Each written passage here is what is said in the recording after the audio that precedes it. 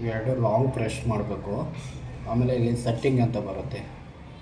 ನಾವು ಏನಾದರೂ ಚೇಂಜ್ ಮಾಡಬೇಕಾದ್ರೆ ಸೆಟ್ಟಿಂಗ್ ಮೇಲೆ ಇಟ್ಟು ಪ್ರೆಸ್ ಮಾಡಬೇಕು. ಇಲ್ಲಿ ಮೋಡ್ ಅಂತ ಬರುತ್ತೆ. ಮೋಡ್ ಏನಾದರೂ ಎಸ್ ಟಿ ಮೋಡು ಮೋಡ್ ಅದ್ರ ಮೇಲೆ ಹೋಗಿ ಪ್ರೆಸ್ ಮಾಡಿ S T mode, T mode, C P app mode, S mode ಅಂತ ಬರುತ್ತೆ. ಎಸ್ ಟಿ ಮೋಡ್ ಅಂದರೆ ಬೈಪ್ಯಾಪಲ್ಲೇ ಬರುತ್ತೆ.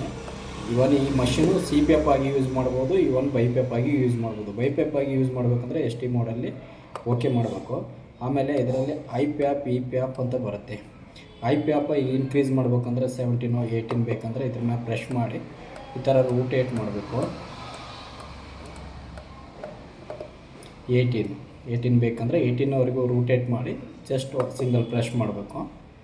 ಆಮೇಲೆ ಈ ಪ್ಯಾಪು ನಾವು ಚೇಂಜ್ ಮಾಡಬೇಕು. ಏನಾದರೂ ರೀಡಿಂಗ್ಸ್ ಅಂದರೆ ಜಸ್ಟ್ ಇದ್ರ ಮೇಲೆ ಕ್ಲಿಕ್ ಮಾಡಿ ಜಸ್ಟ್ ರೋಟೇಟ್ ಮಾಡಬೇಕು. ಎಷ್ಟು ಬೇಕಷ್ಟು. 7 ಬೇಕಂದರೆ 7 ಇಡಬೇಕು, ಇಲ್ಲ 8 ಬೇಕಂದರೆ 8 ಇಡ್ಬೋದು, ಎಷ್ಟು ಬೇಕಷ್ಟು. ಇವಾಗ 7 ಬೇಕಂದಾಗ 7 ಮೇಲೆ ಪ್ರೆಸ್ ಮಾಡಬೇಕು. ಮಾಡಿದಾಗ ಇವು ಮತ್ತೆ ಇವಾಗ ಹೋಮ್ ಹೋಗಬೇಕು, ಮತ್ತು ಬ್ಯಾಕ್ ಹೋಗ್ಬೇಕಂದ್ರೆ ರೆಸ್ಪಿರೇಷನ್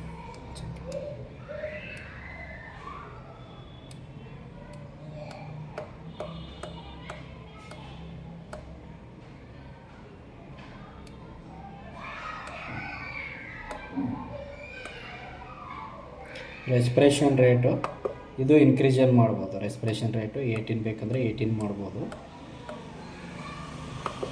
ಓಕೆ ಮಾಡಿ ಇವಾಗ ಚೇಂಜ್ ಮಾಡಬೇಕು. ಆಟೋ ಆನು ಆಫು ಇದೆ. ಹೋಮ್ಗೆ ಹೋಗಿ ಜಸ್ಟ್ ಇದನ್ನು ಪ್ರೆಸ್ ಮಾಡಿದರೆ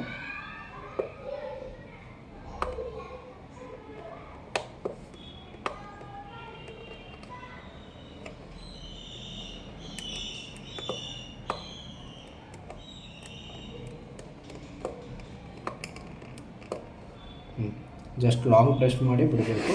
ಏರ್ ಬರ್ತಾ ಇದೆ, ಇಲ್ಲಿ ನೋಡಿ ಏರ್ ಬರ್ತಾ ಇದೆ, ಚೆಕ್ ಮಾಡಬಹುದು.